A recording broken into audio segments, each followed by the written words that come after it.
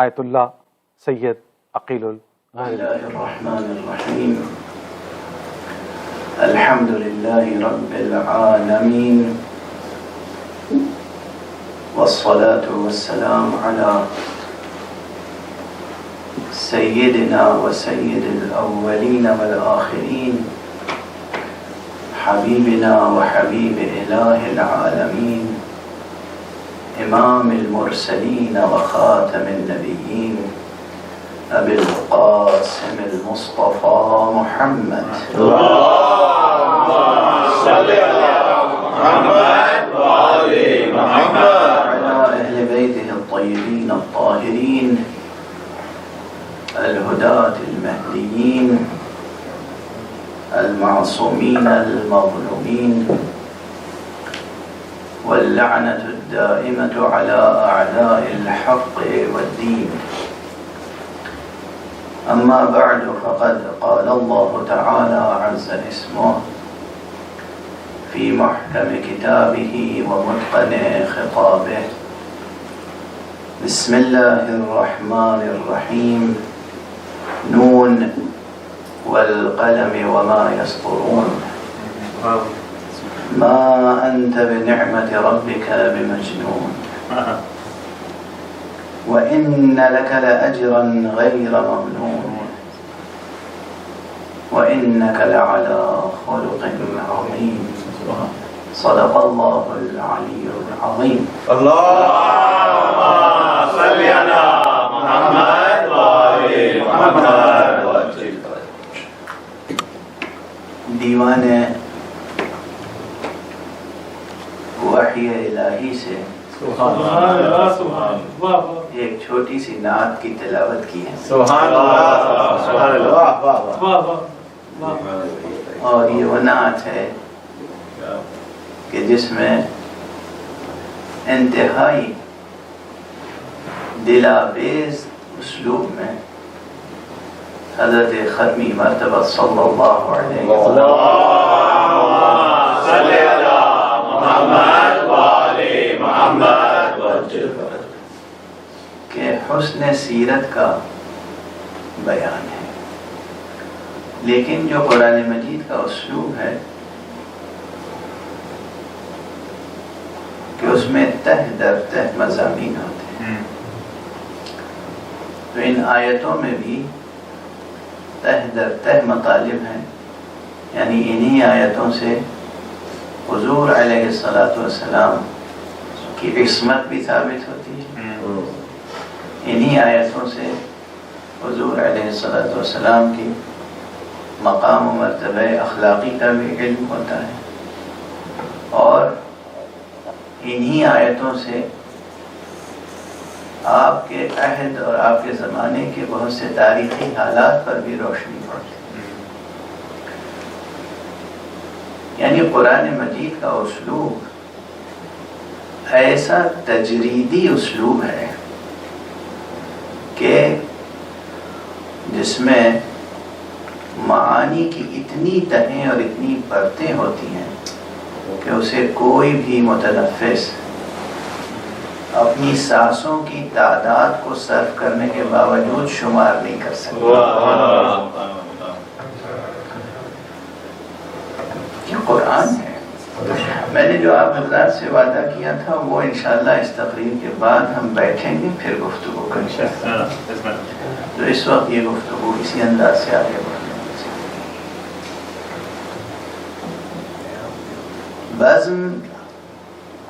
بزم نعت ہے اور ماشاءاللہ آپ حضرات نے بہت اچھے اشعار پڑھے، اور جو اشعار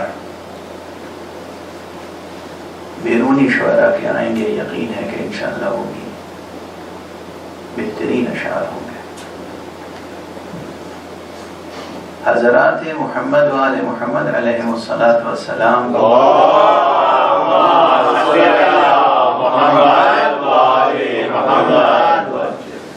کی شان میں شعر کہنا ایک فریضہ ہے.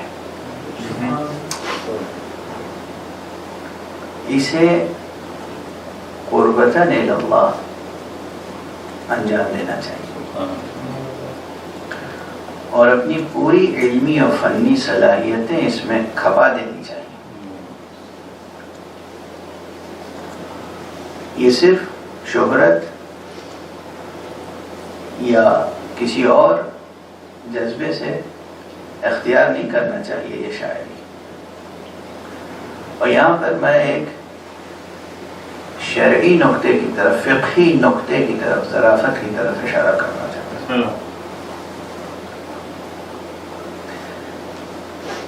ہر وہ عمل جس پر معصوم نے کسی اجر و ثواب کا وعدہ کیا ہو، ہر وہ عمل جس پر معصوم نے کسی اجر اور ثواب کا وعدہ کیا ہو، وہ ایک انسان مومن کے لیے کسی نہ کسی طرح کا ایک امر شرعی رکھتا ہے. یعنی دو حال سے خالی نہیں ہے، یا وہ واجب ہوگا یا مستحب ہوگا. دو حال سے خالی نہیں، یا وہ واجب ہوگا یا مستحب ہوگا، ورنہ ثواب کس بات پر. اب یہ حسب حال ہے کہ جس شخص میں شرائط موجود ہوں اس کے لیے واجب ہوگا، اور جس شخص میں شرائط موجود نہ ہو اس کے لیے مستحب ہوگا. جس شخص میں شرائط موجود ہوں، کامل شرائط موجود ہوں، یعنی جس طرح ایک مجتہد کے لیے کہا جاتا ہے کہ مجتہد جامع الشرائط، اگر کوئی واقع مجتہد جامع الشرائط ہے تو فتویٰ دینا اس پر واجب ہے، امت کی ہدایت اس پر واجب ہے. اسی طرح اگر کوئی جامع الشرائط شاعر ہے تو نعت و منقبت اہل بیت اس پر واجب ہے.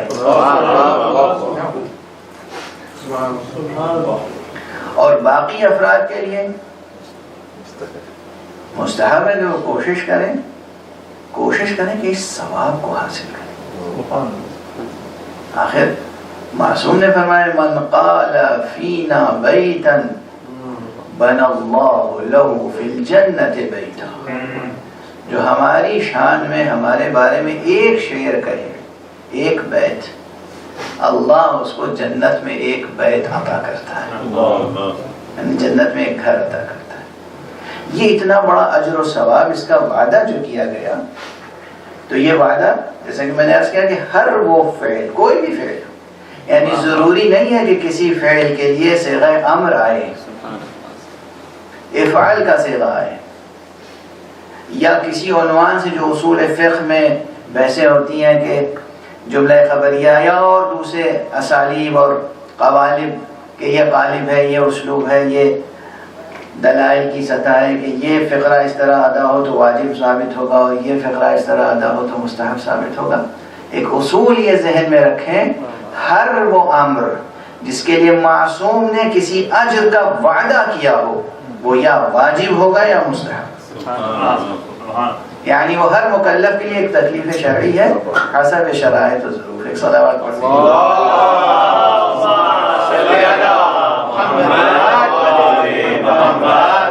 یاد رکھیں کہ جب کوئی فعل، جب کوئی امر، جب کوئی عمل انجام دیا جاتا ہے قربتاً الی اللہ، اخلاص کے ساتھ، تو تائید حاصل ہوتی ہے.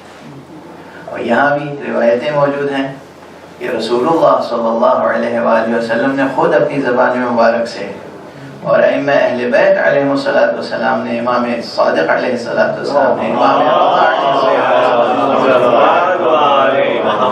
اپنے درباری شاعروں کو مجدہ سنایا ہے کہ روح القدس تمہاری مدد کرے، روح القدس تمہارا مؤید ہو، تمہاری تائید کرے.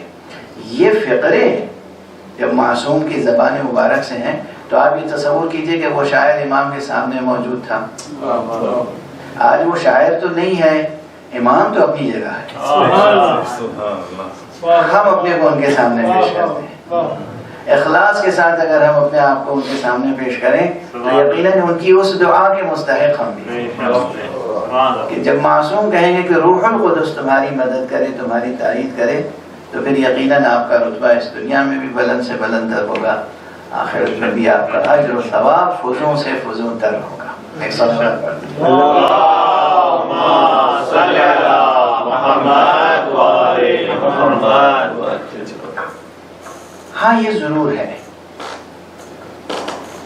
کہ وہ شاعری جو اہل بیت کے حوالے سے ہوتی ہے اس میں پھر ہماری طرف سے کوشش یہ ہونی چاہیے کہ ہمارا معیار بہتر سے بہتر تر ہو، دونوں اعتبار سے بہتر ہو، دونوں اعتبار سے، حیات کے اعتبار سے، فن کے اعتبار سے، اور دوسرے مضمون و معنی کے اعتبار سے۔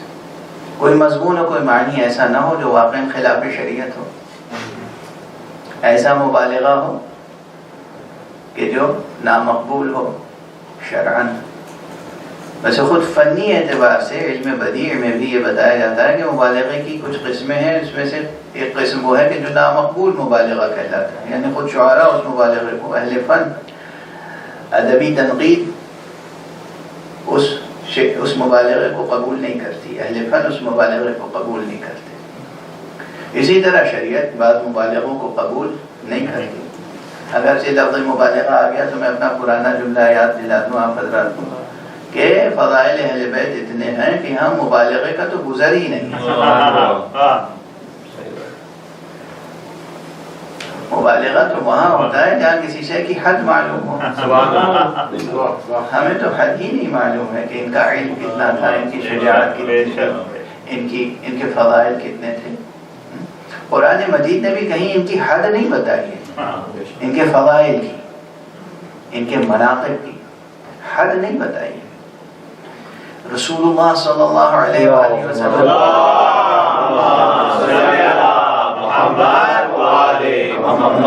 کتنی عبادتیں کر سکتے تھے کوئی نہیں بتا سکتا۔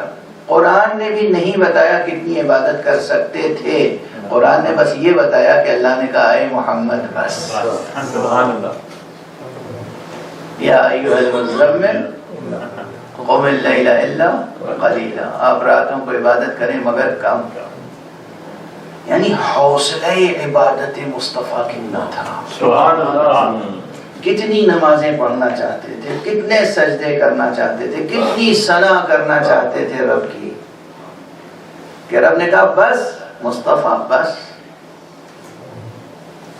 اور یہی صورت آپ کی مقام تبلیغ میں ہے، مقام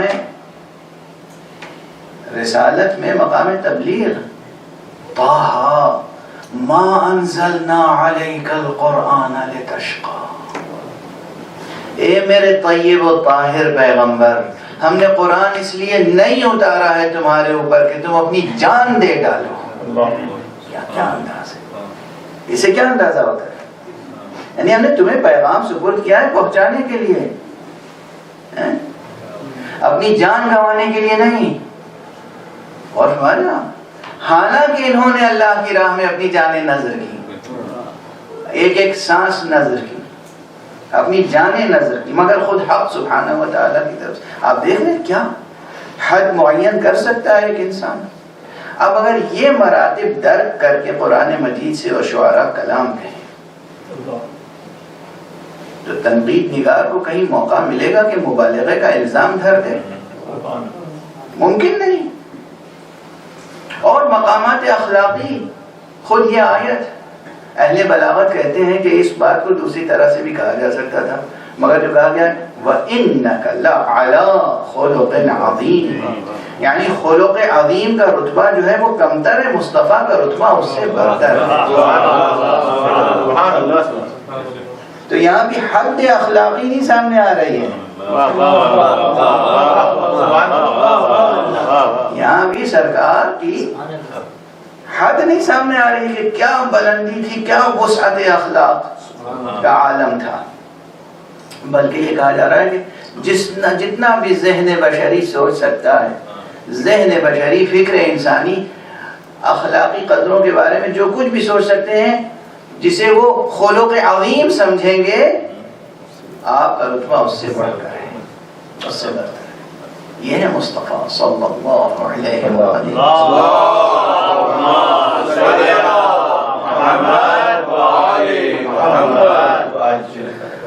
بس میں اس سے زیادہ زحمت نہیں دینا چاہتا ہوں، اور چونکہ مصرع میرا ہے، یہ دراصل ایک نعت کا مطلع ہے، نعت کے مطلع کا پہلا ہی مصرع ہے جو مصرع طرح کے طور پر دے دیا گیا۔ خود اس مصرع میں جو بات کہنے کی کوشش کی ہے میں نے، جو اہل فن ہے، اہل سخن ہے، ان سے پوشیدہ نہیں ہے، لیکن ظرافت یہ ہے کہ اللہ سبحانہ و تعالیٰ کی ذات گرامی تو وہ ہے جو کسی شکل و صورت میں آ نہیں سکتی۔ سبحان اللہ۔ یعنی جو ویدانت کا فلسفہ رکھتے ہیں وہ بھی ایشور کو نراکار کہتے ہیں، سبحان اللہ۔ آکار نہیں ہے، یعنی شکل و صورت نہیں ہے کوئی، ہے نا۔ انسان کے بھی اس جسم ظاہری کی صورت ہوتی ہے، سیرت کے ساتھ کبھی آپ شکل کو نہیں جوڑتے، سیرت کے ساتھ شکل نہیں ہوتی، جسم کی صورت ہوتی ہے، سیرت کی صورت نہیں ہوتی۔ اس لیے کہا گیا کہ مصطفیٰ کی سیرت ہی نور حق کی صورت ہے۔ اب صورتحال یہ ہے کہ مصطفیٰ کی سیرت اتنی وسیع ہے کہ قرآن نے اس پہ حدیں نہیں مقرر کی، تو یہ خود بے پناہ سیرت ہے، اور اسی لیے یہ بے پناہ سیرت اس بے پناہ اور نامتناہی کی گویا کے صورت ہے، ایک نورانی صورت ہے۔ پر محمد وآل محمد صلوات۔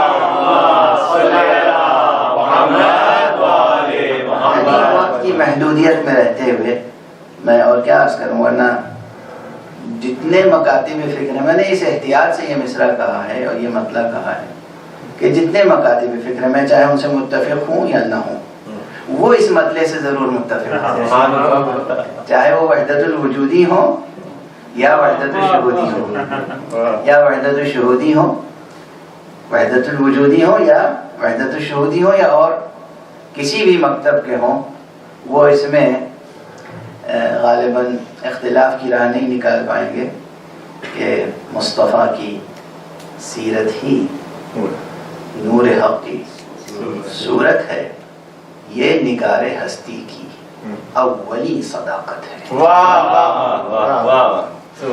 یہ نگار ہستی کی اولی صداقت ہے۔ اور چونکہ نعتیہ کے ساتھ مسالمے کا کلمہ بھی جڑا ہوا ہے، تو اس میں طویل نعت ہے اور اس میں سلام کا بھی مطلع ہے اور سلام کے بھی شعر ہیں، تو میں وہ بھی عرض کر دوں کہ مجلس اعزا کیا ہے، ایک نماز الفت ہے، مجلس اعزا کیا ہے، ایک نماز الفت ہے۔ مجھے یقین ہے کہ میرا یہ شعر اور یہ مصرع دوسرا آپ حضرات کے دلوں کی دھڑکن لگ جائے گا۔ مجلس اعزا کیا ہے، ایک نماز الفت ہے، یا علی ازاں اپنی یا حسین اقامت۔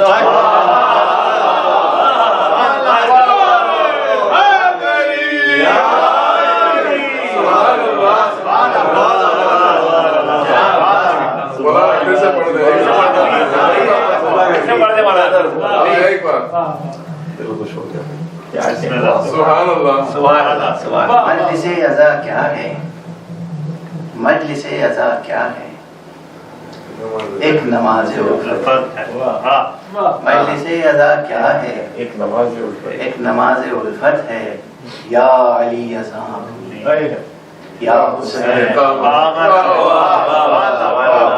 یا علی ازاں یا حسین اقامت۔ اسی طرح بہت سے اشعار ہیں، میں صرف ایک شعر عرض کر کے اور گفتگو کو تمام کرتا ہوں، اور وہ اس لیے کہ نعت اول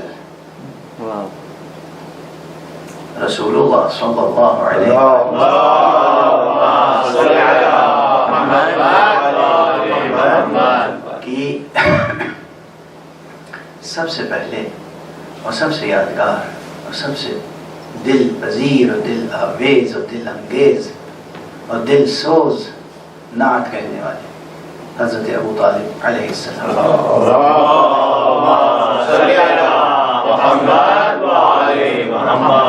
اس لیے میں نے عرض کیا اسی ضمن میں کہ مرحبا ابو طالب، مرحبا ابو طالب، مرحبا ابو طالب، مرحبا ابو طالب، نعت کی زمینوں پر آپ کی حکومت.